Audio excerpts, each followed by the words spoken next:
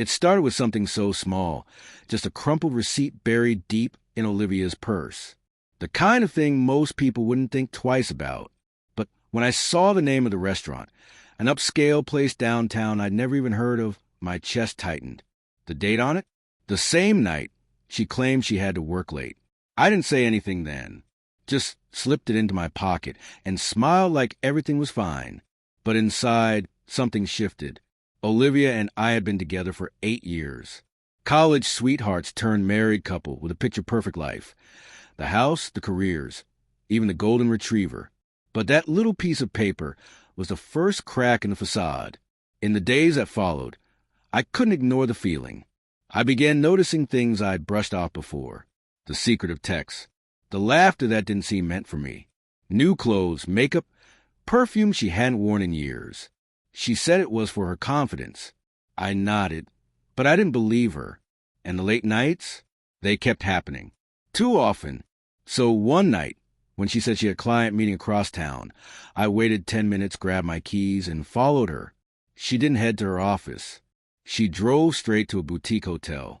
I watched from a distance as she stepped out of the car in a red dress I'd never seen before, tight-fitting, elegant, seductive. Then a man appeared, tall, polished, and far too familiar with her. They kissed. My stomach turned. I wanted to confront them right then, but I didn't. I sat there, gripping the steering wheel, steadying my breath. If I was going to respond, it had to be calculated. The next morning, I called off work and started my plan.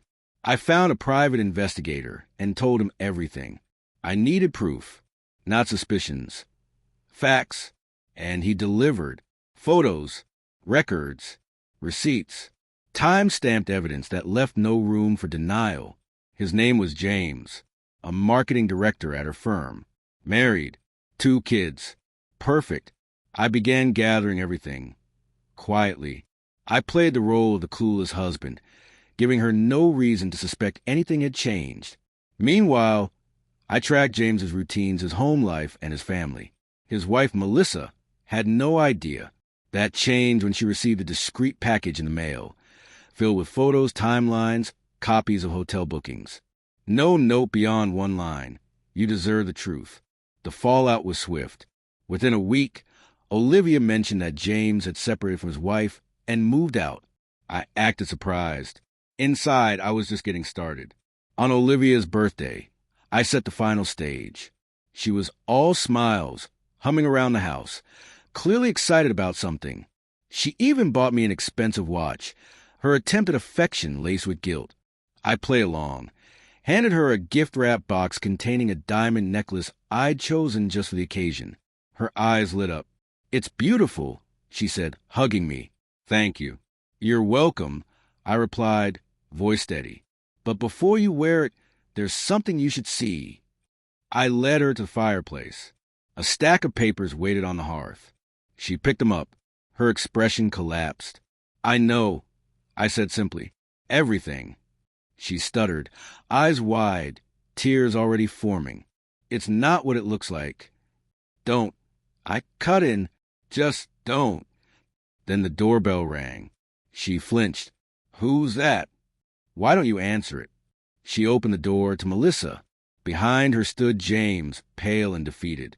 Melissa stepped inside, without waiting for an invitation. "I think you know exactly why I'm here," she said coldly. What followed was chaos, accusations, shouting, tears. Melissa turned on James, unleashing every bit of heartbreak he'd caused. I confronted Olivia, reciting each lie, each betrayal, until there was nothing left to say. They both begged, apologized, pleaded, but I was done. "You're not getting mercy," I told them. "Not from me." I turned to Olivia. "I'll file in the morning. The necklace? Keep it. A souvenir of what you destroyed." And with that, I walked out. Melissa followed. We didn't say much. We didn't need to. In that silence, we both understood we deserved better. The divorce moved fast, thanks to the mountain of evidence. Olivia tried to contact me, but I blocked her completely. I wasn't interested in apologies or closure. I wanted peace. James? He lost it all. His wife. His family. His job, gone after a quiet message found its way to his employer. Last I heard, he was living alone in a small apartment. Olivia's name hasn't crossed my lips since. She made her choices. Now she lives with them. And I moved on with clarity, strength, and a future no longer weighed down by lies.